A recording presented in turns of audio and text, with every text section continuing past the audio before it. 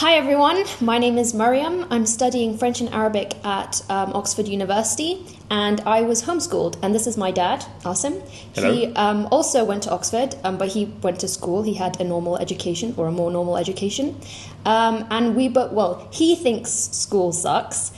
He's the one who thought of the title. That's his opinion. And I also think school sucks, but I have more reservations about it. I think he believes that a lot more strongly. So I think school sucks in some situations. Okay. We're going to talk about that. Right, cool. Go for it. Okay, so I haven't actually prepared anything, so let me just think 1 second. Okay, so I think the main problem with schools is that they waste too much of your time. That's basically the main thing. So you basically finish your pre-university education at the age of 18. I kind of finished my pre-university education by the age of 13. My brother did by the age of 11, even though he has no plans of going to university. And my sister, who she's 16 years old, she has an offer to study at Cambridge. She finished her education, hers was more complicated actually. She did a whole bunch of A-levels, like one after the other. She got into Cambridge at the age of 15. She's just waiting to start her course.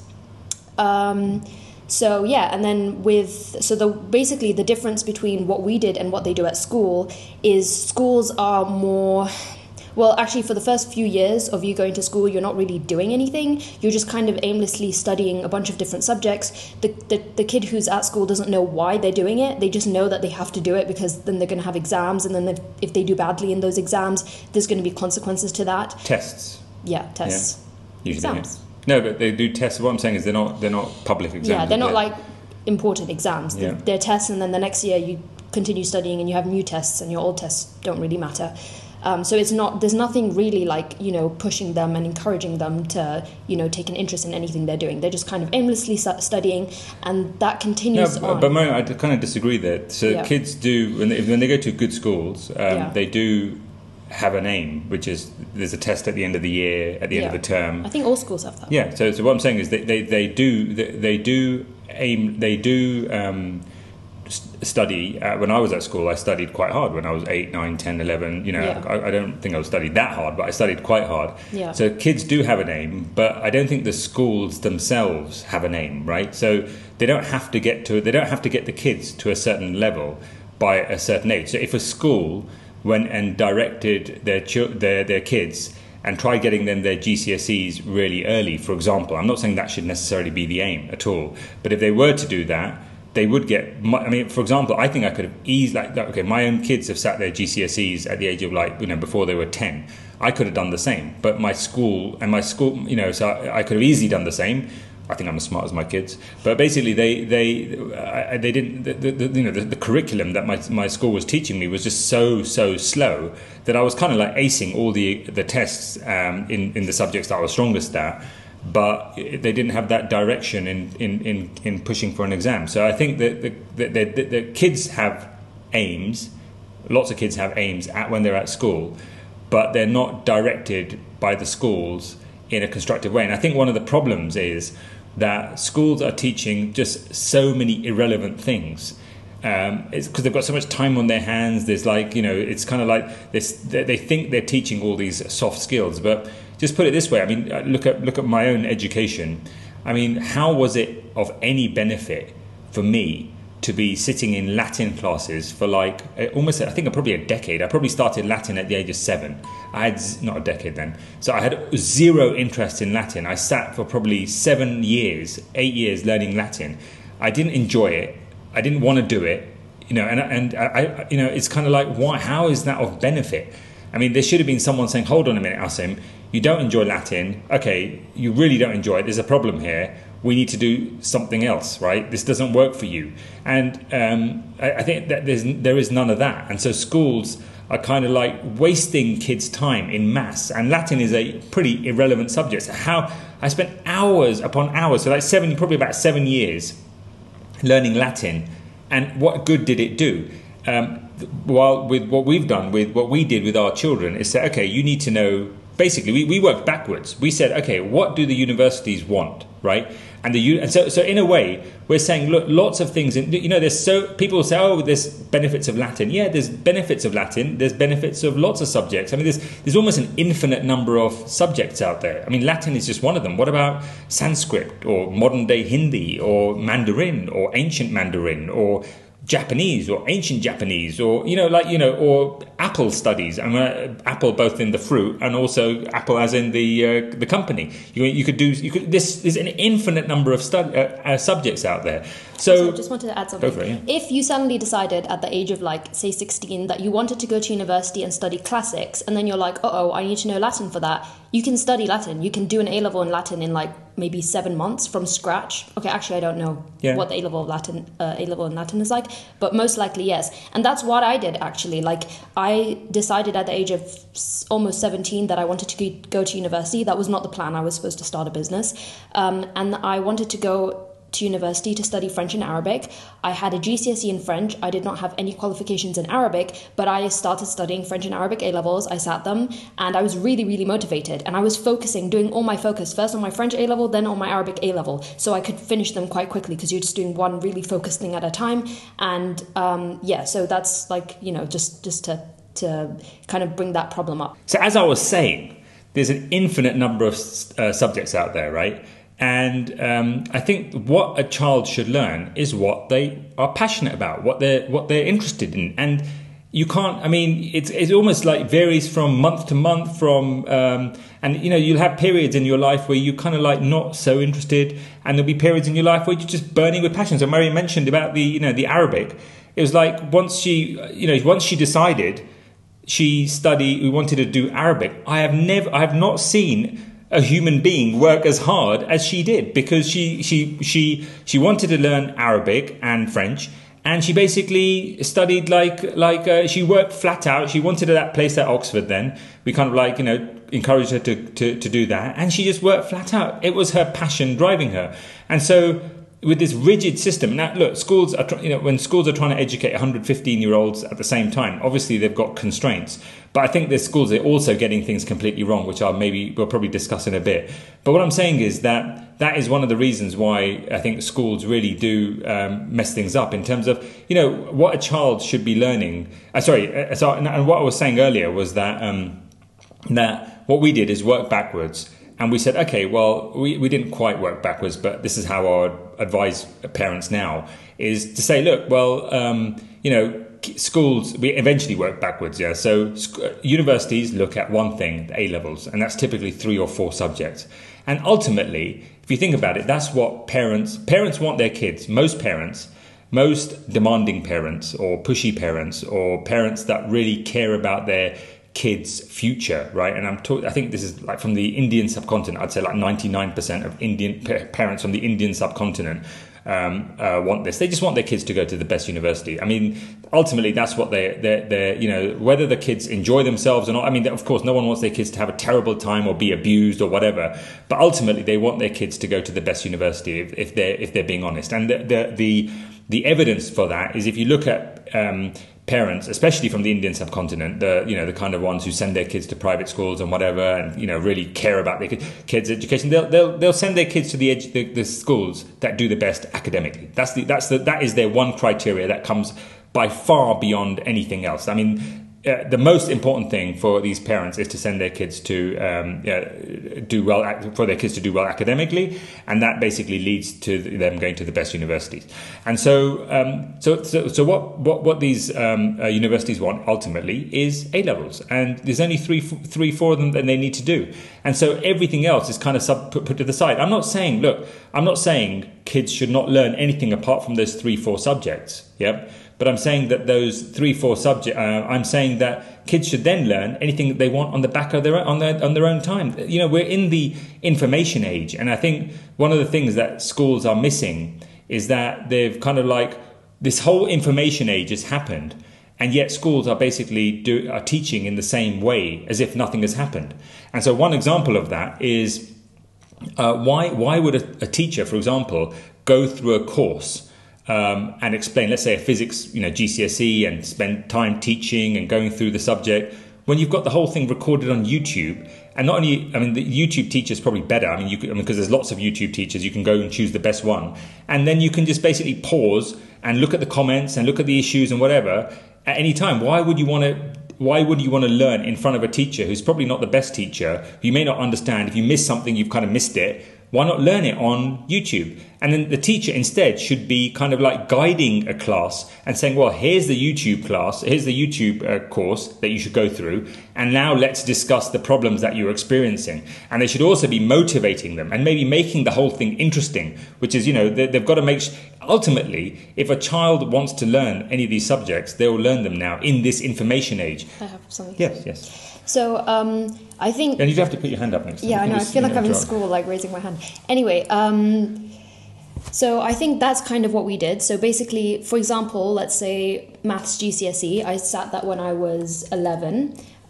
So the way that we did that was that I studied for the GCSE is by taking advantage of free resources like Khan Academy and YouTube. So literally when I started studying for the GCSE, that motivation that, my dad was saying that the teacher should be motivating, that came from my parents. So my parents explained to me what the GCSE was, why I'd be sitting it early. They also were made sure not to put too much pressure on me. So there was some pressure. I knew GCSEs are important exams, and I knew that kind of gave me a goal as well.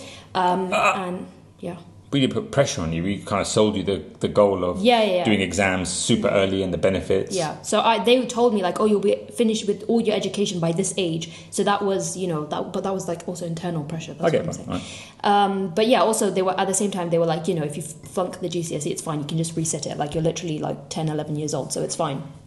And then you also get a lot of independence by studying in this method, because for example, I'd need to study a subject for maths GCSE. I'd open the textbook and I'd see there's a certain subject differentiation that I'd have to learn. So I'd start reading the textbook, I wouldn't really understand, and then I just go to YouTube, search up differentiation and look at different videos and learn it myself. But it would be me who's actively trying to learn. It's not just you sitting in a class and being spoon-fed information. I mean, you kind of are being spoon-fed information because you're watching it on YouTube, but at the same time, you have to actively seek out the answers to your question. You have to, what you have to study, and you're trying to find that information online. So there's an element of independence in that, and a lot of skills that you gain through that. And that, I mean, it's not just specific subjects you're learning, it's also taking the exam. How do you learn to take the exam? You have to do past papers, you have to mark your past papers, you have to see where you're going wrong and improve your score. So you kind of learn all of that stuff on your own. And then, we would have teachers, for example, for maths, we might have 1 hour a week with a teacher, and we just ask all the questions we had where we really couldn't find the answer. And that's teaching. That's how teachers should effectively use their time, right? We've got YouTube, why not use it? And you've got Khan Academy, and Khan Academy is great, by the way. And just to give you an idea, and what that does for a child is this. Daniel, who's now 18, wast year, so when you were doing your A-level French? No. Okay, so the youngest, Sabine, who must have been 15 at the time, she decides that she's doing her French A-level, and Daniel just decides, okay, I'm going to do it with you. And I asked him a few days ago why, and he goes, well, just because he realised that his mother's French, and they speak French at home, and he just realised that his French is pretty bad, despite the fact he's kind of in a French home. My French is even worse, but my French is useless. But he basically just decides one day that he gets up and says, I want to do French, right? And he does it, and he does an A-level. He hasn't got GCSE in French. He does the A-level, studying by himself. He's got a full-time job. He's just doing it on the side and learning. And that's the kind of that is how passion drives things. And also the fact that he's got the ability to learn things. He knows that he didn't think, oh no, I haven't got a teacher. Well, he had his mother, but his mother wasn't particularly involved, I don't think. I mean, she has a full-time job as well, so it's not like she's just been sitting there teaching him all day. Yeah, and he just did it. And it probably took him how many months? Can you remember? Probably 6-7 months. Idea. As a guess, you'd probably say 6-7 months. 8, so whatever. And he got an A. And he's terrible at languages. And I know he really is bad at languages. He got an A. So it kind of like it shows, I think, and that's where schools don't allow your child to learn based on their passions. They're like, okay, you're going to, Asim, you have to learn Latin for the next, I had to learn Latin. There was no way of me getting out for 7 years. Then I had to do German as well. Never used, and no one uses German. They're even teaching the wrong frigging languages at schools. I mean, all schools should be teaching like Chinese and Hindi, right? They're teaching frigging like, or Spanish, yeah? I mean, but they are teaching Spanish. Spanish, yeah, some schools, but it's kind of like, and they should be teaching kids how to actually converse rather than you speak to a school kid, 15-year-old school kid, and a 14-year-old school kid in French, right? And this is me when I was 15, and after studying 7 years of French, and they can't speak, they can't speak a word. They can't say simple sentences in French in a practical sense because they've learned all this theory and they haven't learned it on a practical level. So it's kind of like even the way it's being taught is just silly. So I guess what I'm saying is, look, there's so many skills out there. The fact is that what we're learning what the academic system does, it doesn't really teach you life and real skills. But the reality is these grades is what, and this is why you're kind of isolating things. You're saying, okay, if you want to go to university, it's not about skills or whatever, life skills. It's about, you need grades. That's it. That's what you need to get into university. And so you kind of need to do these things to get into university. Otherwise, you don't get in. So Mariam had to do her A levels. She had to do A levels to get into university, and that's what ultimately you're studying for. And then there's another aspect of life skills, and that can be anything from cooking to sports and whatever. And that is something that kids can develop separately, and it's not something that should be kind of forced upon kids. I think where schools really damage kids, and I've been damaged in. Was that noise? No. So basically, what was that noise? I heard something. So kids. Are really damaged by the fact that they're forced to go through this, and it's really painful. Like when you're trying to learn a subject that you don't enjoy, it's just not right. It's really kind of demotivating. Obviously, it's demotivating, but it's kind of like it kills your passion for learning. And I think it's one of the things where homeschool really does excel is it allows kids to learn what they want to learn, right? And I think that's the beauty of it. It's once you've got the kids buying, then it really does allow them to learn what they want. So now, currently, Sabine has just decided she's got 1.5 years left before she goes to university, and she can do what she wants. And she's just decided to learn Arabic. Like a few weeks ago, she said she's going to do an A level in Arabic. She wanted to learn Arabic anyway, but now she's decided to do an A level in it. She's already gotten into university, so she doesn't need the A level in Arabic. I think it's specifically the A level to motivate her because she knows she needs that motivation. So she's got a set deadline. Same thing with my brother for French. They're just randomly like, okay, I'm doing an A level in this subject. So yeah, it's good motivation. And also, like, you have the time when you're homeschooling to find those extra passion or find those passions and do extracurriculars. You might not need them for university, but obviously you're doing like lots of other things, sports and whatever, aside from studying, because you're studying so much more efficiently. Like when we were studying, especially in the early days when we were doing like GCSEs and stuff, we'd be finished with our like every day when we'd be studying, we'd be finished with the actual boring studying stuff by noon, and then we'd have the rest of the day to like do what we wanted. And obviously we'd be like going out, meeting friends, doing sports, lots of different things. So you do have time for all that. Although I will say that like the extracurricular stuff can be important for university, not in the UK, but like in America, for example, they seem to really care about those stuff. And you might be like, you might want to apply to American universities. But even in that aspect, you have so much more time to do so many more things and discover lots of things and get to like high levels in those extracurriculars, like do really awesome things with them. So like my brother, for example, with sport, he really enjoys football, so he could get to a pretty high level in football. Would be really the level that I mean, Danya and myself are kind of like similar skill levels in sport, and the level that my son got to at football is on a completely different level to what I achieved in any sport. I mean, I got to university kind of first team in squash. That's a lot easier to do than like a popular sport in football. Daniel's played football at like club level, like a really, like a decent club level. Well, he did running and he did pretty well in that as well. Yeah. Or like I just randomly started liking writing at one point. So I like developed that. I had like a book club going on with some of my friends. And yeah, it's just like you have time to kind of like, explore your passions and do what you want to do, whether it's YouTube videos or whatever you want to do. It just gives you that thing.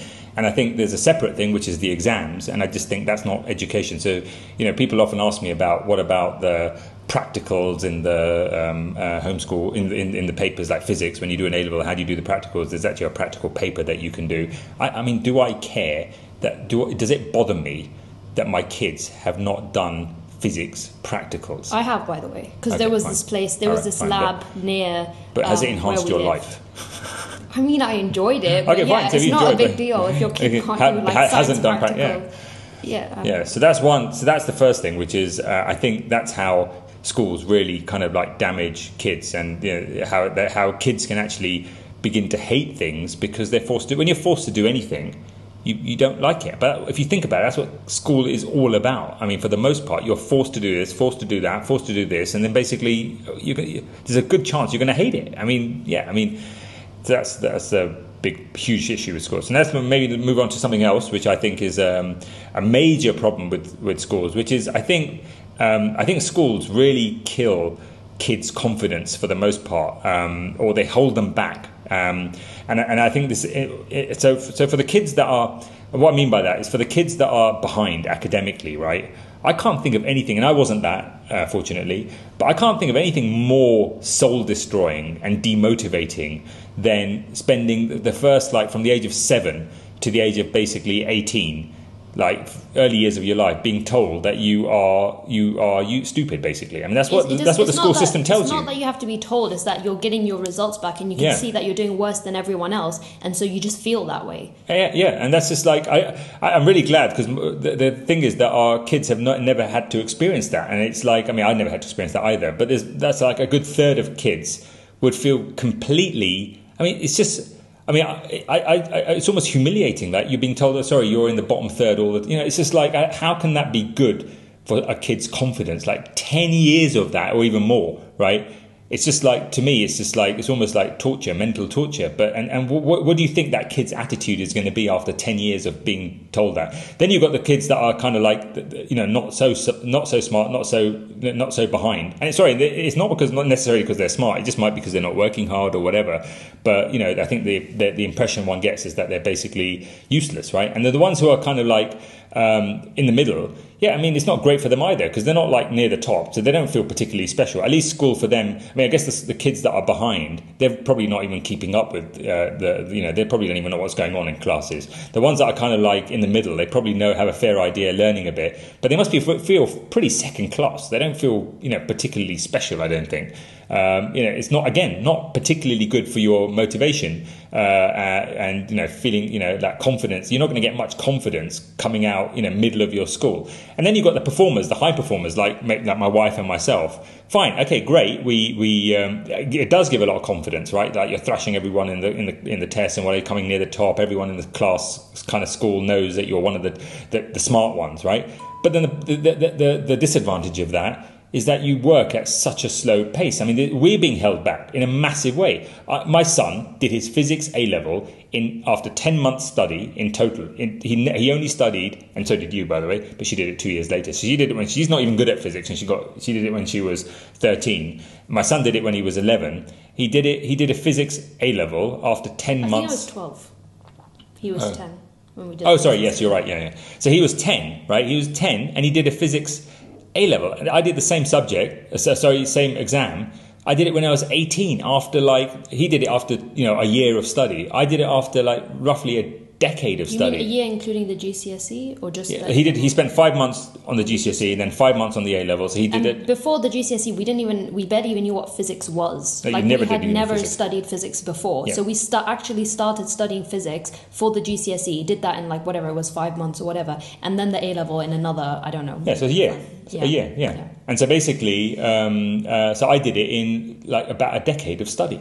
I mean, it's just like... Also, when you spread things out like that, you forget them. Like, kids will learn stuff and then they'll have the holidays and they'll just forget a lot of what they learned, and then they have to be recapped and relearn, and it's just such an inefficient way of learning just because it's spread out. It's a really good idea to do 1 or 2 or 3 subjects at a time, then just finish them and then move on with something else, which is what we did. Yeah. Now, fair enough. So people can think, hey, I mean... like for example, my kids have probably forgotten their subjects. Like you did physics, Yeah. I did a physics degree. But if you ask about 2 years after I did my A level physics, I would probably, and if I hadn't done a degree in physics, I would have probably remembered quite a lot more, right, than Miriam, because she crammed it, right? She crammed it. I don't care. I mean, look, this is a point that I have a fundamental belief that everything that you're learning in your A level, pretty much everything that you're learning is useless in the first place. It's like you're not going to use it. I mean, I've never used any of my A level, even my A level, even GCSE. I hardly ever used my GCSE physics, let alone A level, let alone degree.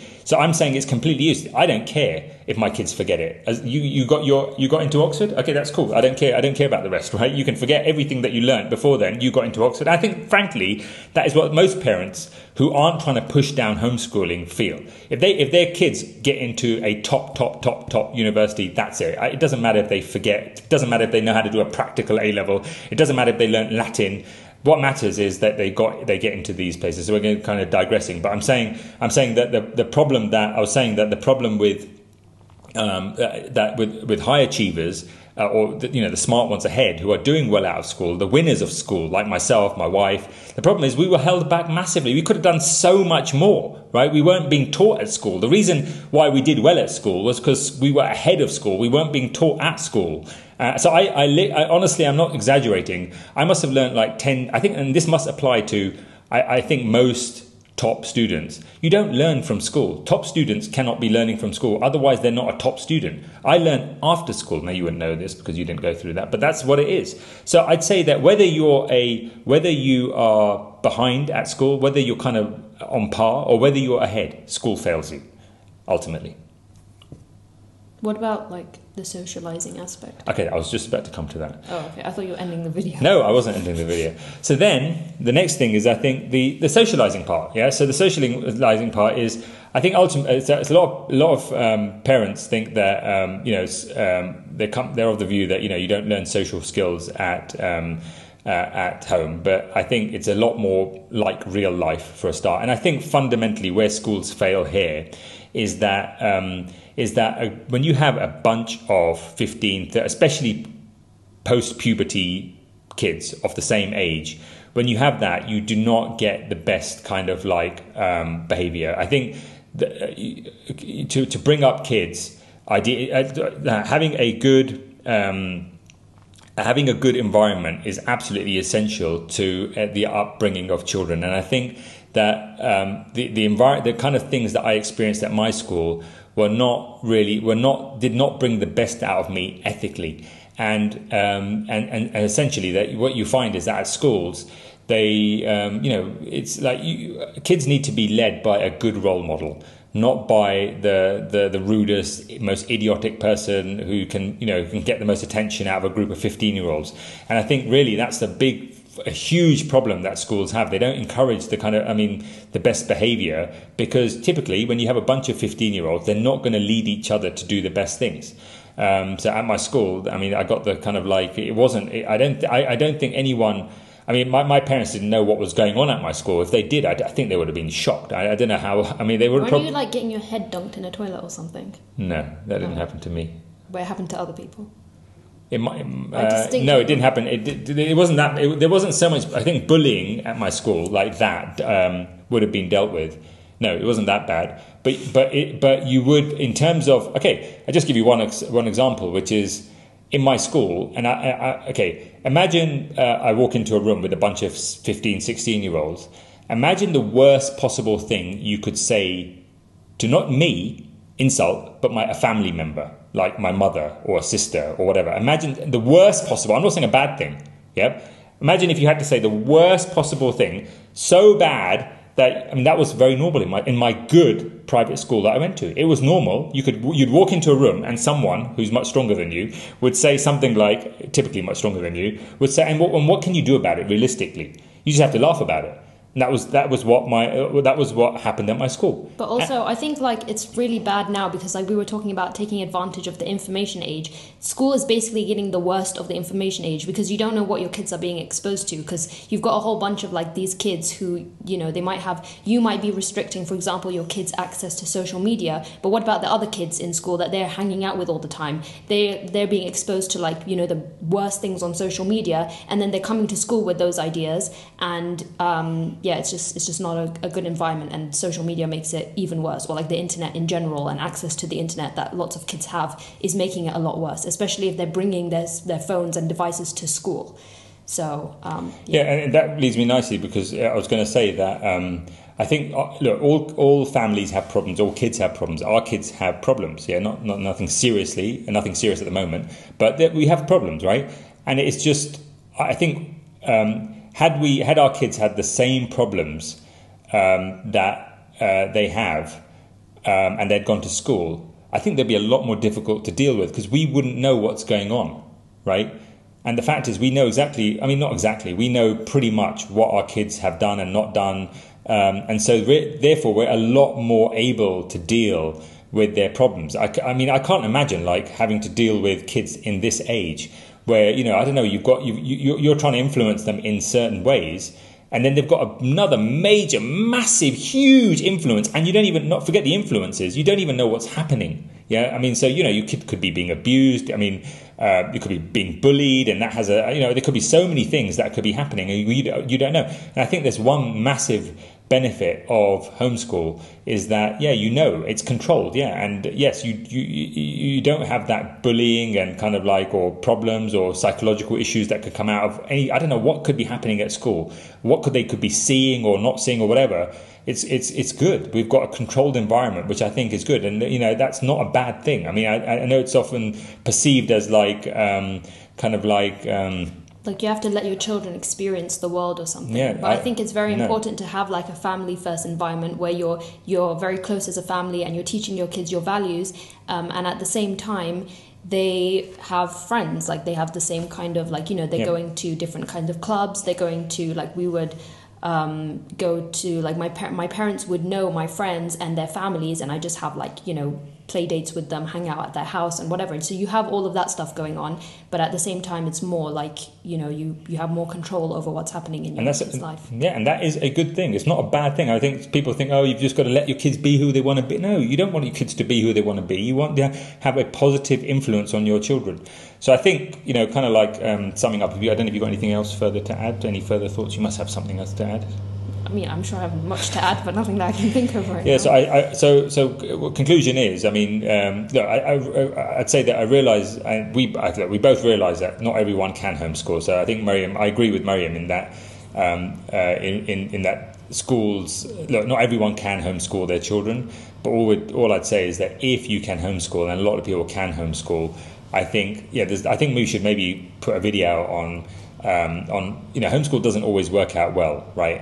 There's lots of examples where it doesn't. The other thing is that people do point out where homeschool goes wrong, but there's also lots of examples where school goes wrong, right? And I think for most people school goes wrong, and I think for most people school does fail. But one thing I would say is for parents who are kind of like have high standards, that's one thing who are educated, who understand the education system, who know what you need to do to get good grades, right?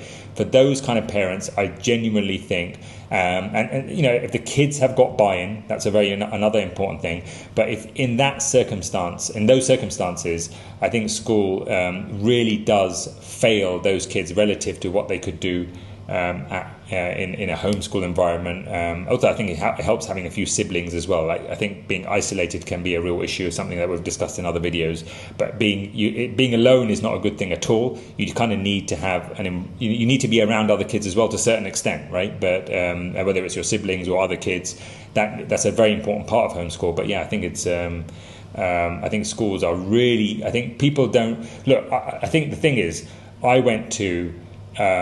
I went to a really good school, a very expensive fee-paying school in London, And I'd say that, I think looking back, I didn't have any issues with my education when I went through it, right? So when I went through it, it was fine. It wasn't like I finished school thinking, oh my gosh, I don't want to send my kids to school. I mean, when I finished school, I'd never even dreamt at that time. Literally, I'd never dreamt of homeschooling my kids. I did well. I'm one of the successes of my school. I was like, yeah, school's brilliant. But I think now I could have done so much more, right? And for so much less in terms of cost had I been homeschooled. So I guess I don't have anything to add. So, yeah. Cool. Thank you.